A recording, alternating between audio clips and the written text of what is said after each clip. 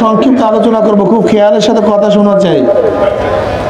নবী রাসূলগণ দুনিয়াতে কেন আসছেন? বিমান বানাবার জন্য আসেন নাই। 3 ঘন্টার মধ্যে গোটা দুনিয়া কিভাবে সফর করা যায় দ্রুতগামী ফাইটার বানাবার জন্য দুনিয়াতে আসেন নাই। কিভাবে ট্রেন আবিষ্কার করা যায় এর জন্য দুনিয়াতে আসেন নাই। নবী রাসূলগণ দুনিয়াতে আসেন নাই দুবাইয়ের বুরুজ আল খলিফা নির্মাণ করার জন্য। নবী রাসূলগণ দুনিয়াতে আসছেন কেন? কম্পিউটার আবিষ্কার করার জন্য নয়। এই সুন্দর সুন্দর আধুনিক মোবাইল আবিষ্কার করার জন্য নবী রাসূলগণ দুনিয়াতে আসেন নাই। নবী রাসূলগণ দুনিয়াতে আসছেন মানুষকে অমানুষদেরকে মানুষ বানাবার জন্য। কিসের জন্য আসছেন? মানুষরূপী অমানুষদেরকে মানুষ বানাবার জন্য তারা দুনিয়াতে আসছেন। কথা ঠিক না? যেরকম ওমর ইবনে খাত্তাব রাদিয়াল্লাহু তাআলা ইসলাম গ্রহণ করার আগে নবী আলাইহিস সালাতু ওয়াস সালাম হত্যা করার জন্য রওনা করছে নাঙ্গা তলোয়ার নিয়ে। আর যে ব্যক্তি নবীকে হত্যা করার জন্য যায় তার চেয়ে খারাপ দুনিয়াতে আছে। কিন্তু ইসলাম গ্রহণ করার পরে, ঈমান আনার পরে ওমরের ব্যাপারে নবী আলাইহিস সালাতু কি বললেন? আমার পরে কেউ নবী হইলে ওমর নবী হয়ে যেত। আর সর্বোৎকৃষ্ট মানুষ নবীগণ, তার চেয়ে ভালো কেউ নেই। ওলি গাউস কুতুব সবার চেয়ে দামি কে? নবী। যেই মানুষ ছিল সবচেয়ে খারাপ, ঈমান আনার পরে সেই মানুষ সবচেয়ে ভালো হওয়ার কারণটা কি এটা বুঝতে হবে। ওমরের বাহ্যিক কোনো চেহারার পরিবর্তন হয়নি। ঈমান আনার আগে ওমরের চক্ষু ছিল 2টা, ঈমান আনার আগে ওমরের চক্ষু 4টা হয়নি, কান 2টার জায়গায় 6টা হয়নি, হাত 2টার জায়গায় 8টা হয়নি, পাও 2টার জায়গায় 10টা হয়নি, চেহারার মধ্যে পরিবর্তন আসে নাই, টাকার মালিক হন নাই, জমিরও মালিক হন নাই যে জমির মালিক হওয়ার কারণে ওমর দামি হয়ে গেছেন। না, ওমরের বাহ্যিক কোনো পরিবর্তন হয় না, কিন্তু ওমর এত দামি হওয়ার কারণটা কি? ওমরের কথা পানি শুনে, ওমরের কথা বাতাস শুনে, ওমরের কথা মাটি শুনে। মদিনার মধ্যে একবার ভূমিকম্প, ওমর লাঠি দিয়ে বাড়ি দিতে, থাম, থাইমে গেছে। মিশরের নীল নদের কাছে চিঠি লেখছে, নীল নদ আল্লাহর হুকুমে জারি হয়। ওমরের চিঠি পাইতে দেরি, কিন্তু জোয়ার সৃষ্টি হতে দেরি করবি না। চিঠি পানির মধ্যে পড়তে দেরি, জোয়ার হইতে দেরি হয়নি। ওমরের কথা এখন পানিতে শুনে। ওমর মদিনায় আওয়াজ দিয়েছে, সিরিয়া, ইয়া সারিয়াতুল জাবাল, এ সারিয়া পাহাড়ের দিকে তাকাও। ওমরের আওয়াজ বাতাস সিরিয়ায় পৌঁছায় দিস। কি বুঝলেন? ওমরকে দেখলে শয়তান রাস্তা ছাড়িয়ে পালায়া যাইত। ওমরের ব্যাপারে নবী আলাইহিস সালাতু ওয়াস সালাম দুনিয়াতে বসিয়া জান্নাতের সুসংবাদ দান করেছেন। ওমর জান্নাতি। জান্নাতের মধ্যে নবীর একদম সাথী হবে ওমর। কি বুঝলেন? ওমরের মধ্যে এমন কি পরিবর্তন আসছে, বুঝার বিষয় আছে কি নেই ভাই? হ্যাঁ, বেলাল হাবশী গোলাম জাত গোলাম, নিজেও গোলাম, বাবাও গোলাম, দাদাও গোলাম, 1 টাকার মালিক না। খালি টাকা টাকা করেন মিয়া। 1 শতক জমির মালিক না, শুধু জমি জমি করেন। ইন্ডাস্ট্রিজের মালিক তিনি ছিলেন না। তুমি তুমি ইন্ডাস্ট্রিজের পাগল। ইবাদত নেই, কোনো ক্ষমতা ছিল না। আপনারা জানেন আরবরা গোলামদের সাথে জানোয়ারের চেয়েও খারাপ ব্যবহার করতো, জানোয়ারের চেয়েও খারাপ ব্যবহার করতো। মূল্যহীন বেলাল, দামহীন বেলাল, সম্মানহীন ইজ্জাতহীন বেলাল, কালো কুচ্ছিত বেলাল, যার কোনো দাম ছিল না, মূল্য ছিল না। কিন্তু ঈমান আনার পর, ইসলাম গ্রহণ করার পর বেলালের অবস্থা কি? বেলাল হাটে জমিনের মধ্যে পার আওয়াজ আরশের মধ্যে। বেলাল হাটে পায়ের আওয়াজ। আরে আল্লাহ কি দামি বানায় দিয়েছে না? বেলাল আজান দেয় জমিনের মধ্যে, আজানের শব্দ 7 আসমান ভেদ করে চলে যায় আরশের মধ্যে। ওমর ইবনে খাত্তাব রাদিয়াল্লাহু তাআলা আনহু অর্ধজাহানের বাদশা, তিনি যখন ওমরকে সম্বোধন করতেন, সাইয়্যিদুনা বেলাল, আমাদের সর্দার বেলাল, আমাদের নেতা বেলাল, আমাদের সাথে গোলাম। কিয়ামতের ময়দানে নবী আলাইহিস সালাতু ওয়াস সালাম যে উটের উপরে থাকবেন, সেই উটের লাগাম থাকবে বেলালে হাফসির হাতের মধ্যে। কি পরিবর্তন হয়েছে কোন তো? চেহারা, বাহ্যিক, ভিতরের কলম। জোরে বলে। এই কলমের খবর কারু নেই, সারাদিন চেহারা।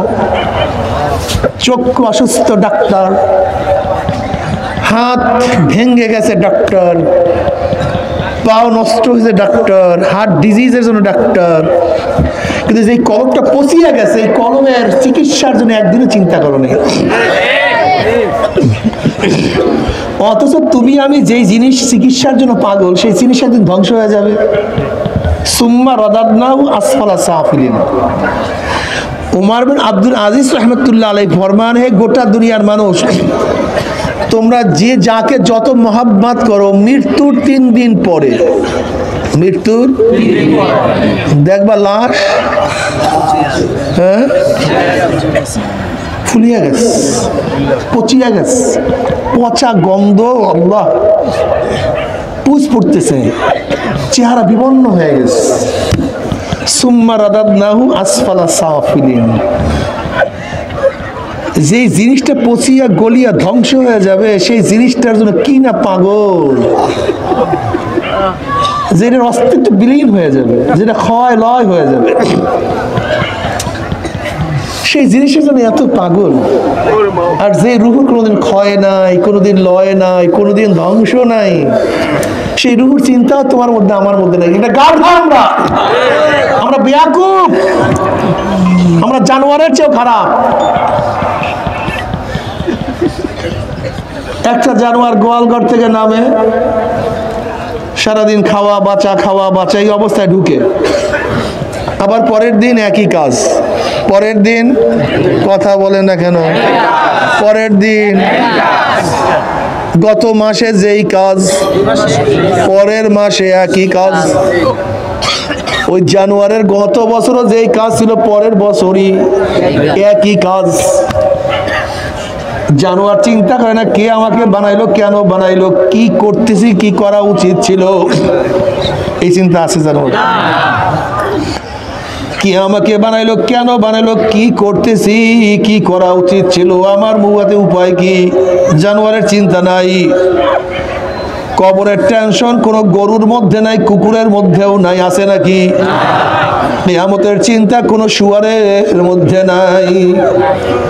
ঠিক আমরা মানুষ মাত্র একদল জানোয়ার, মানুষ মাত্র একদল জানোয়ার। ঘুম থেকে ওঠার পরের থেকে চাকরি, ব্যবসা বাণিজ্য, কি খাবো, কোথায় থাকবো, এই টেনশনে করতে করতে ঘুমায় পড়ে। ঘুম থেকে জাগ্রত হওয়ার পরে রিক্সাওয়ালা আবার রিক্সা নিয়ে নামিয়া গেছে, ঠেলাওয়ালা কথা বলে না কেন, মাঝি নৌকা নিয়া, ট্রলার নিয়া, জেলে জাল নিয়া, চাকরিজীবী চাকরির ব্যাপারে কৃষক হাল নিয়া। দেখেন ওই একই কাজ নাকি? হাজারো ঠেলাওয়ালা গতকালকে ঠেলছে, আজকেও গাড়ি ঠেলতে আছে, নামাজ নাই। তুমি মরিয়া যাও না কেন? তোমার দুনিয়াতে কাজটা কি? মরতে বলেন কেন? আরে বেটা, তুমি যদি মরিয়া যাও, কমপক্ষে একদিন কষ্ট কম করতে হবে। তোমার থাকিয়া লাভটা কি, ফায়দাটা কি আমাকে বলো? তুমি থাকতে চাও কেন দুনিয়াতে? তুমি তো ভাবো কষ্ট করবে, মরে গেলে শেষ, কারবার শেষ, ঝামেলা শেষ। বলতে বলতে আপনি বাঁচতে চান কেন? নবীর হাদিসের জন্য। বলে কি? নবী আলাইহিস সালাতু ওয়াস সালাম বলছে, ওই হায়াত সর্বোৎকৃষ্ট হায়াত, যে হায়াত লম্বা হবে নেকও বেশি হবে। যে হায়াত নেকও, ওই হায়াত সর্বনিকৃষ্ট হায়াত, যেই হায়াত লম্বা হবে গুনাহও বেশি হবে। ওরে বেয়াকুব, তুমি আগামীকাল না বাঁচো, কমপক্ষে 5 ওয়াক্ত নামাজ কাজার গুনাহ কম হবে। আগামীকাল বাঁচলে 5 ওয়াক্ত নামাজ কাজার গুনাহ। ওরে বেয়াকুব, আগামীকাল বাঁচলে 1 গ্লাস মদ, 1 বোতল মদের গুনাহ বেশি হবে। যদি আগামীকাল না বাসস, কমপক্ষে 1 বোতল মদের গুনাহ তোর আমল নামায় কম হবে। আগামীকাল বাঁচলে একটা কলকি গাজা তোর আমল নামায় বেশি হবে, এক পুরিয়া ইয়াবা বেশি হবে, তোর সুদ বেশি হবে আমল নামায়। তুই আগামীকাল বাঁচলে ঘুষের টাকা বেশি হবে, চুরি বেশি করবি, তুই ডাকাতি করবি, তুই জুলুম করবি, অত্যাচার করবি, তুই দাড়ি কাটবি, তুই আগামী বছর বাঁচলে রোজা রাখবি না। এই যে রোজার মাস আসতেছে, যদি আগে মারা যাও কমপক্ষে 1 বছর রোজা কাজার গুনাহ, কথা বলে না কেন? গত বছর রাখো নাই, আগামী বছরও রাখবা না, তাহলে কম হইলো না বেশি হইলো গুনাহ? কিন্তু মুমিন বাঁচতে চায় কেন? ফজরের নামাজ পড়বো, সওয়াব বেশি হবে, জোহরের নামাজ আদায় করবো, আমল নামায় সওয়াব বেশি হয়ে যাবে, আমি আসরের নামাজ পড়বো, আমল নামায় 2টা সেজদা বেশি হবে, নাকি ভাই? মুমিন বাঁচতে চায় কেন? মাওলার নাম জবানে নেব, আমার আমল নামায় নেক বাড়িয়া যাবে। আমি কেন রমজান মাস পাইতে চাই? রহমতের মাস, মাগফিরাতের মাস, জাহান্নাম থেকে নাজাতের মাস। আমি রমজান মাসে রোজা রাখবো, তারাবি আদায় করব, আমার মাওলা গোটা রমজান মাসে জান্নাতের দরজা ওপেন করিয়া দেয়, জাহান্নামের দরজাগুলি বন্ধ করিয়া দেয়। আমার মাওলা ডাক দেয়, বন্দারা ডাক, যার মনে চায় জান্নাতে ঢোক, যার মনে চায় জাহান্নাম থেকে নাজাত নিয়ে আনে, যার মনে চায় আমার কাছে তওবা কর, আমি তোদের গুনাহ সব মাফ করিয়া দেব। আর তুই বাঁচবি কেন? জাহেল, ও জানেন তুই তো আজকেও দিনের বেলা খাও, রমজান মাসেও দিনের বেলা খাবি। কুকুরটা রমজানের আগে দিনের বেলা খাইছে কি খায় নাই? শুয়ারটা রমজানের আগে দিনের বেলা খাইছে কি খায় নাই? রমজান মাসেও শুয়ার দিনের বেলা খায় কি খায় না? কুকুর খায় কি খায় না? তোমার মধ্যে কুকুরের মধ্যে শুয়ারের মধ্যে কোনো পার্থক্য নাই। রমজানের আগে কুকুর দিনের বেলা খাইছে, তুমিও দিনের বেলা খাও, কিন্তু মুমিন রমজানের আগে দিনের বেলা খাইছে, এখন আর খানা খায় না। কে নিষেধ করছে? জোরে বলে। হাদিসের মধ্যে আসছে, যখন ইফতারির সময়, ইফতারির সামনে নিয়া ইফতারি নাড়াচাড়া করে, এই শরবত বানায়, ইফতারি বানায়, নাড়াচাড়া করে, আমার মাওলা ডাক দেয়, ফেরেশতারে, আমার বন্দার কি পানি খেতে মনে চায় না? তাহলে হ্যাঁ চায়। পানি কি পায় না? হ্যাঁ পায়, তো সামনেই তো পানি। আমার বন্দাকে খানা খাইতে মনে চায় না? মনে তো চায়। খানা কি পায় না? পায়, ওই তো সামনেই খানা। খায় না কেন? ও নাড়াচাড়া করে কিন্তু পানি খায় না, ইফতারি বানায় কিন্তু খায় না। খায় না কেন? মাওলা তুমি নিষেধ করছো, তোমার হুকুম পালন করার জন্য সামনে পানি সত্ত্বেও পানি পান করে না। পেটে ক্ষুধা থাকা সত্ত্বেও তোমার হুকুম পালনের জন্য কিছু খায় না। আমার মাওলাকে সাক্ষী থাক, যেই বন্দারা আমার হুকুম পালন করার জন্য এত চাহিদা থাকা সত্ত্বেও খায় না, পানি পান করে না, আমি ওদের জিন্দেগীর সমস্ত গুনাহ মাফ করিয়া দিলাম।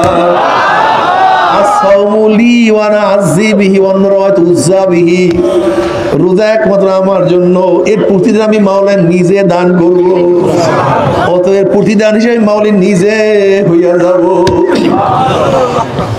আমার গরিব বাবারা, তোমাদের জন্য আমার খুবই আফসোস, খুবই দুঃখ, খুবই কষ্ট। রোদ্রের মধ্যে কাজ করতে করতে পিঠটা কালো বানাইয়া ফেলাইছো, রিক্সা চালাইতে চালাইতে জীবনটাকে ধ্বংস করিয়া ফেলাইছো, কষ্ট করতে করতে জীবনটাকে কালা বানাইয়া ফেলাইছো। দুনিয়াতে আনন্দ ফুর্তি করতে পারো নাই, শুধু কষ্টই করছো। আবার কবরে গিয়া যদি কষ্ট শুরু হয়ে যায়, আবার কবরে গিয়া যদি জাহান্নামের আগুন আল্লাহ মাফ করিয়া দাও, আবার কবরে গিয়া যদি কবরের 2 পাশের মাটি তোমাকে চাপ দেয়, আবার কবরে গিয়া যদি সাপ তোমাকে ধরে ধরে, তোমার সে আমার সে বদনসিব কপাল পরা কেউ হইতে পারে না। আল্লাহ, ও বড় লোক বাবারা, অশান্তি নবী কি জিনিস কষ্ট, কি জিনিস তুমি দেখো নাই? শক্ত বিছানায় ঘুম আসে না, খালি পায়ে হাঁটতে পারো না, একটা কাঁটার আঘাত সহ্য করতে পারো না। ইমাম গাজালি রহমাতুল্লাহ আলাইহি বলেন, গরিবের তুলনায় বড় লোকদের কবরের শাস্তি 70 গুণ বেশি অনুভব হবে। যখন করবে কবরের মধ্যে আযাব শুরু হয়ে যাবে, বড় লোক মনে করবে আমার বাড়ি এত বড় ছিল, আমার খাট এত দামি ছিল, আমার সামনে কত সুন্দর ফুলের বাগান ছিল, কত মালি ছিল, কত দারোয়ান ছিল, আমার কত কর্মচারী ছিল, আমার দস্তারখানে কত ডিজাইনের খানা উপস্থিত থাকতো, আমার ঘরে এসি, আমার ঘরে কত সুন্দর ব্যবস্থা। যখনই নাফরমানের দুনিয়া সুখ শান্তির কথা মনে পড়বে, ওই দিন আযাব ও গজব চলতে থাকবে, আর সহ্য করতে পারবে না।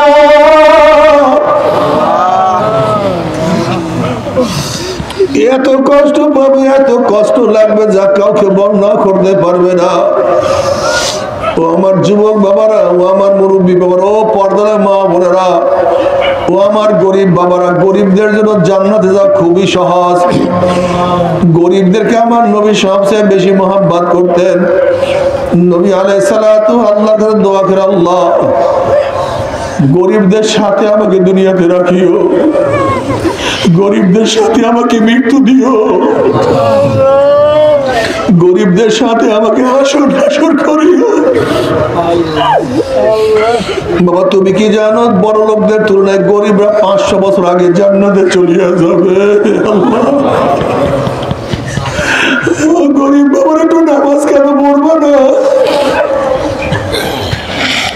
ও বাবা, কাজের ফাঁকে ফাঁকে মানুষ তো এমনিতেও জিরা,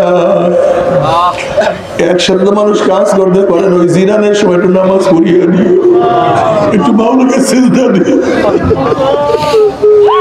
কাজের ফাঁকে একটু মাওলাকে সিজদা করিও। আমার গরিব বাবারা, যারা রমজান মাসে কাজে ব্যস্ত থাকো, নিয়ত করো আমি জোহর আগ পর্যন্ত কাজ করব, জোহরের পর আর কাজ করব না। আর যদি আরো বেশি ভালো হয়, এখন থেকে কিছু টাকা জোগাতে থাকো, জমা করতে থাকো, যে রমজান মাসে তোর কষ্ট না হয়।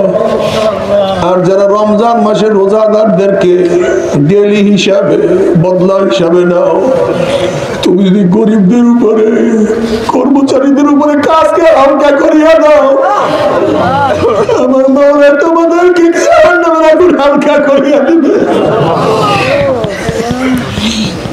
রোজাদার যারা কাজ করে তাদেরকে বেশি কষ্ট দিও না, তাকলিফ দিও না, ওর ইচ্ছা মতো কাজ করতে দাও, দেখবা কাজের মধ্যে বরকত হবে। আমার গরিব বাবারা, আমার পর্দার মা বোনেরা, আজকের থেকে নিয়াত করার, সামনে রমজান মাস আসতে আছে, ইনশাআল্লাহ আমি আর রোজা ভাঙবো না, ইনশাআল্লাহ রাজি আছেন ইনশাআল্লাহ? কে কে নিয়াত করতে 2 হাত তুলে নারায়, সবাই হাত তোলো, হাত উঠে ভালোকে দেখো। আল্লাহ রমজান রাজি, আমরা হাত তুলছি, রমজান রোজা সবাই হাত দেবো। নিয়াতুল মুমিনি খায়রুম মিন আমালিহি, মুমিনের নিয়ত আর আমলের চেয়ে অনেক দামি। এই যে রমজান মাসে রোজা রাখার জন্য হাত তুলছি, যদি রমজান মাস কপালে না থাকে, আল্লাহ আগেই ডাক দেয়। তো রমজান মাসে রোজা রাখলে যে সওয়াব, এই নিয়ত করার কারণে আমার মাওলা সেই পরিমাণের সওয়াব আমলনামায় লিখিয়া দিবে। আল্লাহ তুমি কবুল করিয়া নাও। বাবারে নবী আলাইহিস সালাতু ওয়াস সালাম ফরমান, আল ফারকু বাইনাল আবদি ওয়াল কুফরি তারকুস সালাহ। মুমিন এবং কাফিরের মধ্যে পার্থক্য, মুমিন আল্লাহর সামনে দাঁড়ায়, বেঈমানরা আল্লাহর সামনে দাঁড়ায় না। মুমিন আল্লাহর সামনে নত হয়, রুকু দেয়, বেঈমানরা রুকু দেয় না। মুমিন আল্লাহর সামনে দাঁড়ায়, বেঈমানরা আল্লাহর সামনে দাঁড়ায় না। মুমিন তার 4 আঙ্গুল কপাল মাওলার কুদরতি পার মধ্যে ঠেকাইয়া সিজদা করে, বেঈমানরা সিজদা করে না। এক কথায় মুমিন নামাজ পড়ে, বেঈমানরা নামাজ পড়ে না।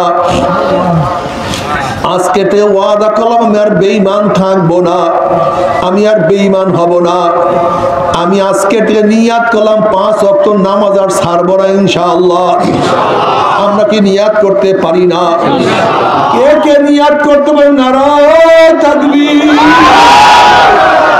হাত উঠাও, আল্লাহর কাছে বলো মাওলা হে 5 ওয়াক্ত নামাজ পড়ার তৌফিক দিয়ে দাও। আমিন। আমরা হাত নামাই, আল্লাহর কাছে দোয়া করলাম মাওলা তুমি আমাদের সবাইকে নামাজ পড়ার তৌফিক দিয়া দাও। বলে নামাজ পড়িও, 1 ওয়াক্ত নামাজ ইচ্ছা করিয়া কাজা করলে 2,88,00,000 বছর জাহান্নাম ভোগ করতে হবে রে বাবা। এই 1 সেকেন্ডের জাহান্নামের আযাব কেউ আমরা সহ্য করতে পারবো না। এই আমার যুবক বাবারা, মুরব্বী বাবারা, যারা দাড়ি কাটো, দাড়ি ছাটো, তুমি মন কি বলতে মন কিয়ামতের ময়দানে যখন আল্লাহর হাইবের সামনে উঠবো, তার চেহারায় দাড়ি কিন্তু আমার চেহারায় দাড়ি নাই। যদি আমার চেহারায় দাড়ি না থাকে, নবী আমার দিকে তাকাবার সাথে সাথে আমার কলিজায় ব্যথা লাগিয়া যাবে। ওরে উম্মত, তুই কি আমার মহব্বতে পড়িয়া দাড়ি রাখতে পারো নাই? আমার প্রেমে পড়িয়া দাড়ি রাখতে পারো নাই? তুই কি আমাকে এতটুকু ভালোবাসতে পারো নাই? তখন আমার অবস্থাটা কি হবে? নবী আলাইহিস সালাতু আমার চেহারার দিকে তাকালে তিনি কষ্ট পাওয়া যাবেন। আমিও যখন দেখবো নবীর চেহারায় দাড়ি, আমার চেহারায় দাড়ি নাই, লজ্জায় মাথা নত হয়ে যাবে, কিন্তু কিছু করার থাকবে না। আজকে তো ওয়াদা করলাম, ওরে মন, স্ত্রী বেজার হয় হোক, আমার বন্ধু বেজার হয় হোক, আমার সমাজ লজ্জা পায় পাক, কিয়ামতের ময়দানে আল্লাহর হাইবের সামনে আমি লজ্জিত হব না, আমার নবীকে আমি কষ্ট দিব না। আজকের থেকে দাড়ির মধ্যে আর পোষ মারবো না, আর ছাড়বো না ইনশাআল্লাহ। কে কে নিয়াত করতে পারো? নারায়ে তাকবীর। আল্লাহ তুমি কবুল করিয়া নাও। বাবার কথা শুনো, ভালো মতো নিয়াত করে এখান থেকে যাও। নিয়াত করলাম, আমল করার চেষ্টা করি। বাবা, শয়তানের মাথা খারাপ হয়ে গেছে, এতদিন ওয়াসওয়াসা দিয়া কত গুনার কাজ করাইলাম, আর হুজুর কিছুক্ষণের মধ্যে আমার সমস্ত সন্ধিকে ধ্বংস করিয়া ফেলাইছে। হুজুর কিছুক্ষণের মধ্যে আমার সমস্ত প্ল্যানকে ভাঙিয়ে চুরমার করিয়া ফেলাইছে। বাবার শয়তান আল্লাহর কাছে কসম করছে, শয়তান আল্লাহর কাছে কসম করছে, মাওলা হে, যে আদমের জন্য আমি চিরতরে জাহান্নামী হয়ে গেলাম, ওই আদমকে আমি জাহান্নামে না নিয়ে ছাড়বো না, ওই আদম সন্তানকে আমি জাহান্নামে না নিয়ে ছাড়বো না। আমার মাওলা ডাক করে, শয়তান রে, আমার বান্দাদেরকে ধাক্কাইতে যদি জাহান্নামের কিনারায় নিয়ে যাও, আর ওই জাহান্নামের কিনারার থেকে যদি বান্দা আমাকে ডাক দেয়, আমার মাওলা আমাকে ধরে, শয়তান আমাকে জাহান্নামে ফালাইয়া দেয়, ওই বান্দা যে জাহান্নামের কিনারা থেকে মাওলাকে ডাক দেয়, অমনি আমি মাওলা তার হাত করে ধরিয়া ফেলাবো, আমি মাওলা তাকে জাহান্নাম থেকে জান্নাতে নিয়ে যাব। কুল ইয়া ইবাদিয়াল্লাযীনা আসরাফু আলা আনফুসিহিম লা তাকনাতু মির রাহমাতিল্লাহ ইন্নাল্লাহা ইয়াগফিরুয যুনুবা জামিআ। বান্দা বান্দা, ওরে বান্দা, যদি পাহাড় পরিমাণের গুনাহ করো, দুনিয়ার পানি পরিমাণের গুনাহ করো, বালু কণিকা পরিমাণের গুনাহ করো, যদি গোটা দুনিয়ার গাছের পাতা পরিমাণ গুনাহ করো, গোটা দুনিয়ার পশম পরিমাণ যদি গুনাহ করো, আমার রহমত সে বেশি গুনাহ করতে পারো না, আমার দয়া সে বেশি গুনাহ করতে পারো না, আমার মেহেরবানি সে বেশি গুনাহ করতে পারো না। বান্দা তুই তওবা কর, তুই তওবা কর। বান্দা তোর তওবা করতে দেরি আমার মাওলার মাফ করতে 1 সেকেন্ডও দেরি লাগবে না। এ আমার যুবক বাবারা, মুরব্বী বাবারা, তওবা করো। তওবা না করিয়া কেউ মাওলার কবরে যাইও না।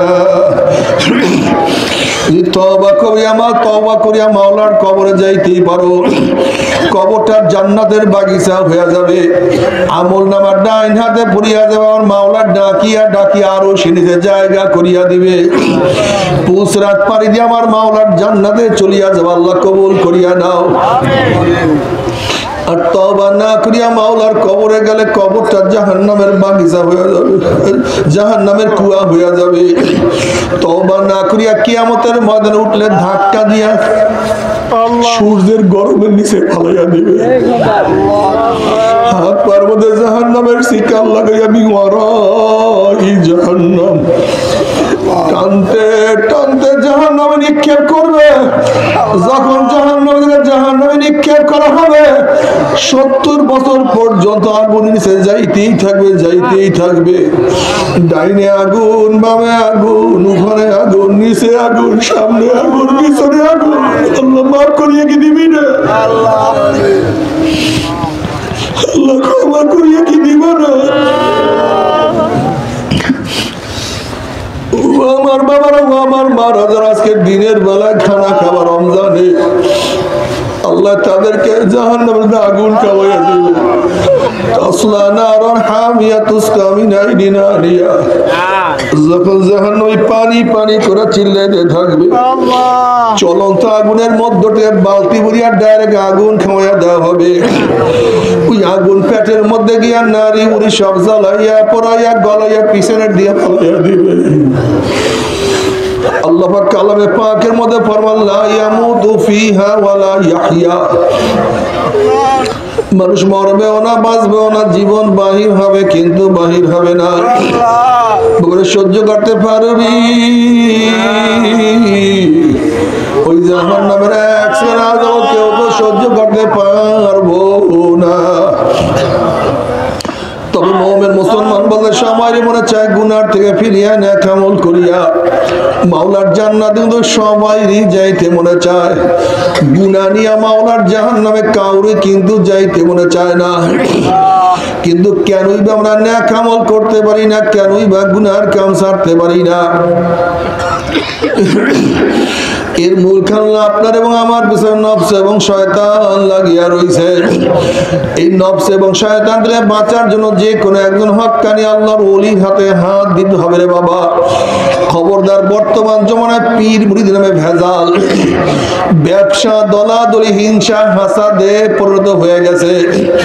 সমস্ত আল্লাহর ওলির একমত, যেই পীরের 5 জন মুরিদের মধ্যে কম পক্ষে 3 জনকে দেখবেন আলহামদুলিল্লাহ সুন্নাত মুআফিক আমল আকলাক মজবুত হয়ে যাইতে আছে, গুনার কাম ছাড়তে আছে, নেকের আমল ধরতে আছে, কলব নরম হইয়া চোখে পানি আসতে আছে।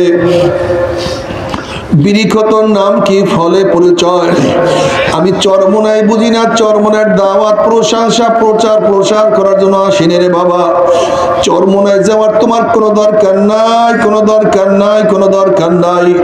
তুমি যার কাছে গিয়া পারো গুনার কাম সারো, নেকের আমল ধরো, কলব নরম করিয়া চোখে পানি নিয়া মাওলার কবরে যাইও। যেরকম দুনিয়ার ঘরে আগুন লাগলে পানি ছাড়া নিবানো যায় না, ঠিক তদ্রুপ তোমার এবং আমার গুনার দ্বারা যে জাহান্নামের আগুন জ্বলিয়া রয়েছে, চোখের পানি ও ছাড়া কিন্তু জাহান্নামের আগুন নিবানো সম্ভব না। আমার জন্য দোয়া চাই, আমিও দোয়া করি, সবাই সবার জন্য প্রাণ খুলিয়া দোয়া করো, যেন কিয়ামতের ময়দানে গলা বলে বাঁধিয়া মাওলা একসাথে জান্নাতে যাওয়ার তৌফিক দিয়া দেয়। আল্লাহুম্মা আমিন।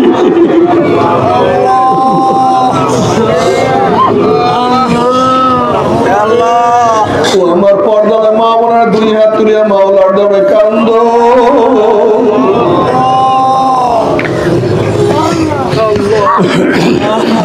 আর মাওলার কাছে মাপ চাও। আল্লাহ আল্লাহ, আমরা কতিবার গুনাহগার বান্দা। কেউ নামাজ কাজার গুনাহ নিয়া, কেউ রোজা ছাড়ার গুনাহ নিয়া, কেউ বেপরদা অপকর্মের গুনাহ নিয়া, কেউ সুদ ঘুষ হারামের গুনাহ নিয়া। তোমার শাহী দরবারে হাত তুলছি। আল্লাহ আমরা যতই গুনাহ করি না কেন আমাদের গুনাহ সীমা আছে, সংখ্যা আছে। তোমার রহমতের কোনো সীমাও নাই, সংখ্যাও নাই। আমাদের গুনার দিকে না তাকাইয়া তোমার রহমতের দিকে তাকাইয়া তুমি আমাদের জিন্দেগির সমস্ত গুনাহ খাতা মাফ করে দাও। আল্লাহ মাফ করবাই না, ক্ষমা করবাই না। তোমার বান্দার এখানে কেন আসছে? আল্লাহ আমরা রিলিফ নেওয়ার জন্য আসি নাই, সম্ভব হওয়ার জন্য আসি নাই, জাহান্নামের কাজ করিয়া বানাইছি। আল্লাহ জাহান্নামের খাতা থেকে আমাদের নামটা কাটিয়ে দাও। আল্লাহ জাহান্নামের খাতা থেকে আমাদের নামটা কাটিয়ে দাও। আল্লাহ জান্নাতুল ফিরদাউসের মধ্যে আমাদের নামটা উঠাইয়া দাও। আল্লাহ আমার যুবক বাবাদেরকে কবুল করিয়া দাও। আল্লাহ আমার মুরব্বী বাবাদেরকে কবুল করিয়া দাও। আল্লাহ আমার মা বোনদেরকে কবুল করিয়া দাও। আল্লাহ আমরা যারা হাত তুললাম জানি না কার মা নাই,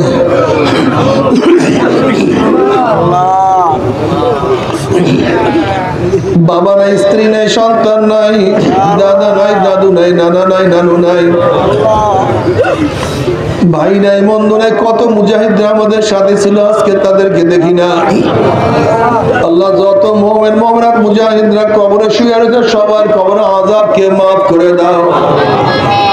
ইয়া আল্লাহ খাস করে আমাদের শায়খ মুর্শিদের কবরকে জান্নাতের বাগিচা বানায়া দাও। মা দাদা সহ तमाम দুনিয়ার মাশায়েখদের মাকামকে জান্নাত বলে বুলন্দ করে দাও। আমাদের আহল আওলাদ তোমার খাস গোলাম বান্দি সব কবুল করে নাও।